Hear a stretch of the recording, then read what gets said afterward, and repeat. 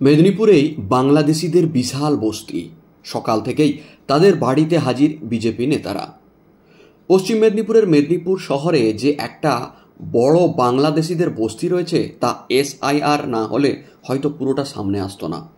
মেদিনীপুর শহরের প্রান্তে প্রায় 200 পরিবার নিয়ে এই বসতি রয়েছে 20 বছরের বেশি সময় ধরে, যারা মেদিনীপুর শহর সহ জেলার বিভিন্ন প্রান্তে শ্রমিকের কাজ করেন, নয়তো ছোটোখাটো ব্যবসা করে থাকেন। এরা সকলেই হিন্দু। তাদের দাবি, আমরা 20-30 বছর আগেই অত্যাচারিত হয়ে বাংলাদেশ ছেড়ে এদেশে এসে আশ্রয় নিয়েছি। এসআইআর এর ঘোষণা হতেই মাথায় হাত এদের অনেকেরই। সোমবার সকাল থেকেই তাদের বাড়িতে বাড়িতে হাজির হলেন বিজেপি নেতারা।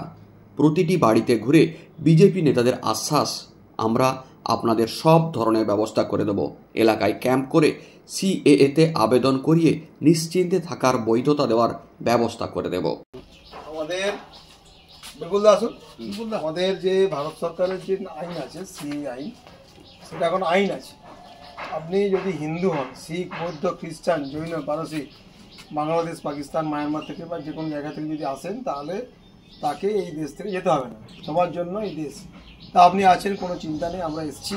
আমরা আপনাদের এই পল্লীতেই আমরা খুব তাড়াতাড়ি, মানে কাল পরশুর মধ্যেই আমরা একটা সিএ ক্যাম্প করব।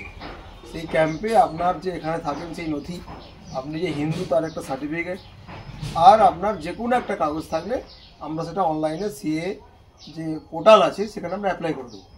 দিলে আপনার কোনো চিন্তা নেই। আপনার এখানে যখন বিএলও ঘরে আসবে সার্চিং করতে, যে আপনি ঘরে ঘরে বিএলও 4 তারিখ থেকে মাসিমা আসবে, কাল থেকে আসবে, তা আপনি কি করবেন, যে আমরা সিএ ক্যাম্পে আবেদন করেছি এই তার কাগজ দিলে আপনার নামটা অটোমেটিক্যালি ভোটার লিস্টে চলে আসবে। মানে এই সিম্পল কাজ, মানে কোনো চিন্তার বিষয় নেই। কারণ সবাইকে, পাড়ার সবাইকে বলবেন যে বিজেপি আপনাদেরকে আশ্বস্ত করছে, ভারত সরকার আশ্বস্ত করছে, শুধুমাত্র আপনি সিএ ক্যাম্পে সিএটা অ্যাপ্লাই করবেন, আর তার সমস্ত কাজ আমরা করে দেবো। আপনাকে কিছু করতে হবে না। আমরা কিছু ডকুমেন্টস আপনাকে চাইবো, আপনি ডকুমেন্টস নিয়ে আমাদের সিএ ক্যাম্প এখানেই হবে, 1 নম্বর ওয়ার্ডের উদ্যোগে, আপনার এই বিপুলদার দোকানের পাশেই হবে। ওখানে আপনারা কাগজ নিয়ে যাবেন, আমরাই কম্পিউটার নিয়ে আসবো, মেশিন নিয়ে আসবো, সব কিছু আনবো, আপনার সমস্ত কাজ আমরাই করে দেবো, বিনা পয়সায় করে দেবো, কোনো 1 টাকাও কাজ লাগবে না। এবং পুরো পাড়ার যত 200 পরিবার আছে আমরা সবার এই কাজটা করে দেবো। আর এই সিম্পল কাজ করার পরে একটা কাগজ আপনাকে দেবো, বা একটা কাগজ আপনাকে যে কোনো জায়গায় প্রিন্ট করতে হবে, ওই কাগজটা আপনি ঘরে রাখবেন।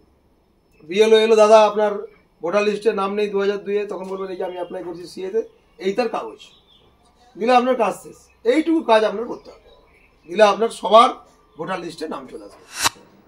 মেদিনীপুর পৌর এলাকার 1 নম্বর ওয়ার্ডে রয়েছে এই পাড়া। মেদিনীপুর শহরের পাশে থাকা জাতীয় সড়কের ধারে এই পাড়া তৈরি হয়েছে প্রায় 20 বছরের বেশি সময় ধরে। মূলত বাইরে থেকে আসা লোকেরা এখানে ছোট কুঁড়ে করে খাস জায়গাতে থাকতে শুরু করেছিলেন।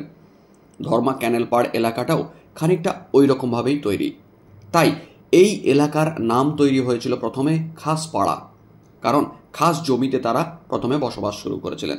পরে তার নাম হয়েছে পাল্টে হঠাৎ পল্লী। নতুন করে পল্লী তৈরি হয়ে যাওয়ায় এই ধরনের অভিনব নাম দেওয়া হয়েছিল। পৌর এলাকার মধ্যে হওয়াতে এখানে পৌরসভার সমস্ত সুবিধা রয়েছে। পাকা রাস্তা, বিদ্যুৎ, পানীয় জলের লাইন, আবাস যোজনার বাড়িও সবাই পেয়েছেন অনেকেই এখানকার বাসিন্দারা। এই ওয়ার্ডের কাউন্সিলর হলেন তৃণমূলেরই কাউন্সিলর তথা বর্তমান মেদিনীপুর পৌরসভার উপপৌরপ্রধান অনিমা সাহা। সবটাই জানতেন তিনি বলা যায়। এই এলাকার বাসিন্দারা পরিস্থিতি নিয়ে অনেকেই এই মুহূর্তে উদ্বেগে। কাঁদতে কাঁদতে স্থানীয় বাসিন্দা মিঠু দাস বলেন, 30 বছর আগে চলে এসেছি সব ছেড়ে, প্রাণ বাঁচিয়ে। এবার কোথায় যাব? এই দেশের সরকার না রাখলে গঙ্গাতে ঝাঁপ দিতে হবে আমাদের। সেখানে সব থাকতেও ছেড়ে এসে এখানে দিন মজুরি করে জীবন বাঁচিয়েছি। এখান থেকে তাড়ালে আর কোথাও যাওয়ার জায়গা নেই। একই রকমের বক্তব্য বাকি অনেকেরই। আমার নাম বিজু দাস। কতদিন আগে এসেছেন এখানে? প্রায় আমরা 30 বছর আগে এসেছি। 30 বছর। হঠাৎ এখানে চলে এলেন কেন? আমরা বাংলাদেশে অত্যাচারে চলে এসেছি। আচ্ছা, কিভাবে এসেছিলেন তখন? আমরা হেঁটে হেঁটে এসেছি। আচ্ছা, আমাদের কোনো দালাল ফালাল ছিল না। আচ্ছা, তখন মানে এখানে এসে কি করতেন তখন? তখন আমরা এই বর্ধমান কুকসিমিলা জন খাতাম, মুনিশ খাতাম মাঠে।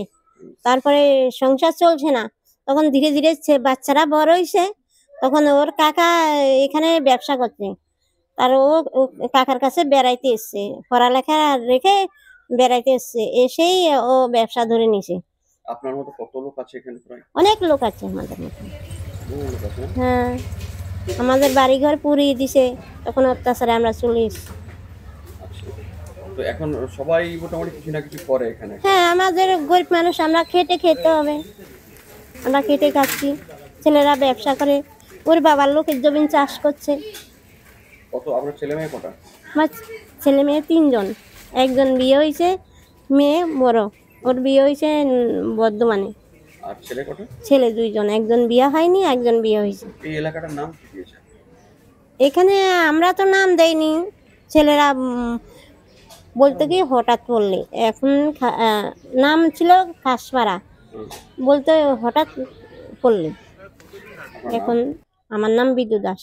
এই যে শুনছেন যে এসআইআর হচ্ছে এ হচ্ছে, হ্যাঁ, শুনছি, কি ভাবছে? কিছুই ভাবিনি। আমরা কি ভাববো? আমরা ওখান থেকে চলে এসেছি বাঁচার তাগিদে, মান ইজ্জতের প্রশ্নে। এখন যদি আমাদেরকে সরকার, ভারত সরকার যদি তারা, আমরা যাবো কোথায়? একবার গঙ্গার ঘাট ছাড়া আমাদের আর উপায় নাই। আমার নাম বিকাশ দাস। বিকাশ দাস, মানে কত বছর আছেন এখানে? প্রায় 2001-এর পরে থেকে, মানে এই ধরনের 25 বছর। 25 বছর আছে। তো আপনি আগেকার বাসিন্দা কোথায় ছিলেন? আগের বাসিন্দা বাংলাদেশের। বাংলাদেশের কোথায়? বাংলাদেশের ভোলা জেলা। তো হঠাৎ ওখান থেকে এখানে এলেন, কিভাবে এলেন? ওখান থেকে আসার আমাদের একটাই কারণ, যখন বাংলাদেশে যখন গন্ডগোলটা বাজে, হিন্দু মুসলিম সাম্প্রদায়িক দাঙ্গাটা বাজে, তখনই আমরা চলে এসেছি। আমাদের ফ্যামিলির এই কজন আমরা চলে এসেছি। এসে প্রথমে কি করতেন এখানে? প্রথমে ভাড়া করেছিলাম, ভাড়া এদিক সেদিক ছিলাম, তারপরে আস্তে আস্তে জায়গাটা কিনলাম, তারপরে এই সব কিছু পেলাম আর কি, না ভোটার কার্ড হলো আস্তে আস্তে। আর কিভাবে এসেছিলেন? হ্যাঁ, কিভাবে এসেছিলেন? কিভাবে এসেছিলাম? লোক মারফত চলে এসেছি আমরা। এখন এখানে এসে কতজন প্রায় বাংলাদেশি আপনার মতো আছেন প্রায়? সেটা তো ধরেন আমি বলতে পারবো না কতজন আছে, আছে অনেকেই আছে, এর ভিতরে অনেকেই আছে।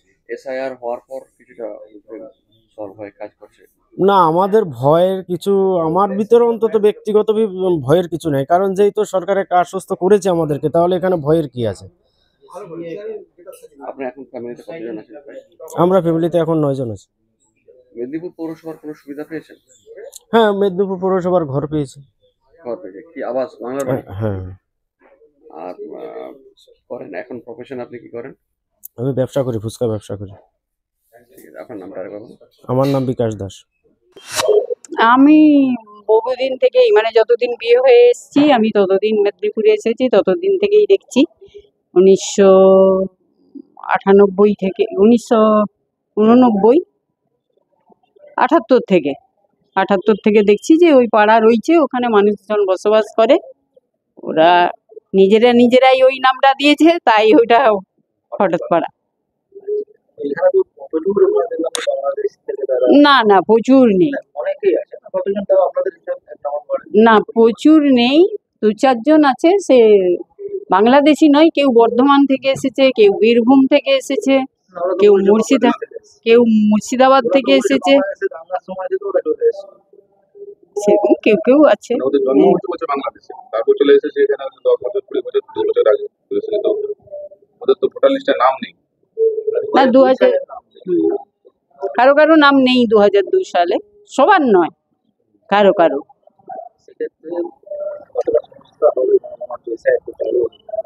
এসআইআর চালু হচ্ছে, তারাও ভীত সন্ত্রস্ত, এবং আমরা তাদেরকে বলছি যে ফর্ম টর্মগুলো ফিল আপ করার জন্য। এবারে যে অরিজিনাল ডকুমেন্টস দিতে না পারবে, তার নাম থাকবে না, সেখানে তো আমরা কিছু করব না। তবে আমরা সাধারণত চেষ্টা করব বৈধ ভোটারের যাতে একটারও নাম বাদ না যায়।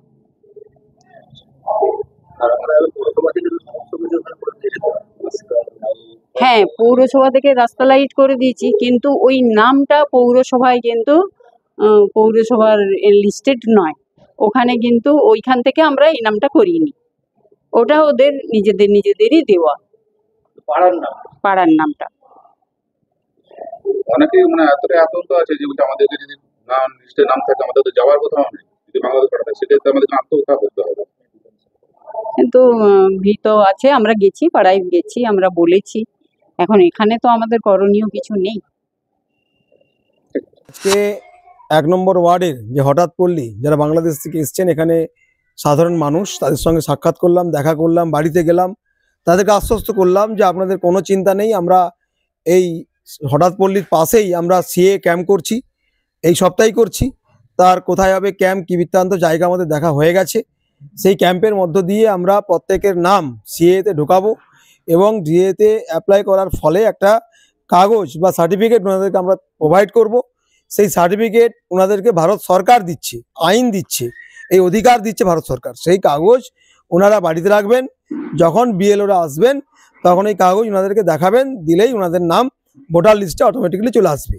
তাই চিন্তার কোনো কারণ নেই, বিভ্রান্ত হওয়ার কারণ নেই, কোনো সমস্যা নেই। এটা ভারত সরকারের আইন, সিএ আইন, সেই নাগরিকত্ব আইনের মধ্য দিয়ে প্রত্যেক নাগরিক নাগরিকত্ব পাবেন, এই আশ্বস্ত করলাম এবং আশ্বাস দিলাম। মেদিনীপুর শহরে এরকম আরো কোথাও আছে? মেদিনীপুর শহরের বিভিন্ন জায়গাতে ছিটেফোঁটা আছে। 18 নম্বর ওয়ার্ডে কিছু আছে, সদর ব্লকে আছে, বিভিন্ন জায়গায় খয়রুল্লাহ চকের দিকে আছে। আমরা সব জায়গাতেই সিএ ক্যাম্প করে মানুষকে আশ্বস্ত করব, অটোমেটিক্যালি তাদের নাম চলে আসবে, কারো কোনো চিন্তা নেই। বাঙালি হিন্দু শরণার্থী যারা বাংলাদেশ থেকে এসছেন ধর্মীয় কারণে, তাদের চিন্তার কোনো বিষয় নেই, তাদের বিভ্রান্ত হওয়ার কারণ নেই। তাদের নাম সিএতে আমরা ঢুকিয়ে দেব এবং তার ফলে তাদের নাম ভোটার লিস্টেও চলে আসবে। হিন্দু ছাড়া আরো তো অন্যান্য সম্প্রদায় আছে? হিন্দু, জৈন, শিখ, পারসিক সবাই আসবে এবং যারা ধর্মীয় কারণে ওখানে চলে এসেছেন, সংখ্যালঘু, আপনাকে ব্যাপারটা বুঝতে হবে। বাংলাদেশে সংখ্যালঘু বলে দিচ্ছি যে আইনটা কি আছে। আইন আছে ধর্মীয় কারণে যারা সংখ্যালঘু মানুষ, যারা বাংলাদেশ বা অন্যান্য জায়গা থেকে চলে এসছে, ওখানকার সংখ্যালঘু কারা? হিন্দুরা। তারা কারা বিতাড়িত? হিন্দুরা বিতাড়িত। কাদের ঘর বাড়ি পুড়িয়ে দিয়েছে? হিন্দুদের ঘর বাড়ি পুড়িয়ে দিয়েছে। কাদের মন্দির ভেঙেছে? হিন্দুদের মন্দির ভেঙেছে। এই এক্ষুনি দিদিমা বলছিলেন, বৌদি বলছিলেন যে বাংলাদেশ থেকে কেন চলে এসছেন, তাদের বাড়িঘর পুড়িয়ে দেওয়া হয়েছে। তাদের বাংলাদেশে ঘর বাড়ি, ফ্ল্যাট, জায়গা, পুকুর সবই ছিল, তারা সেখানে জব করতেন। কিন্তু এখানে মাসিমা কাঁদছেন, বলছেন যে আমরা এখানে মজুর খেটে দিন চালাচ্ছি।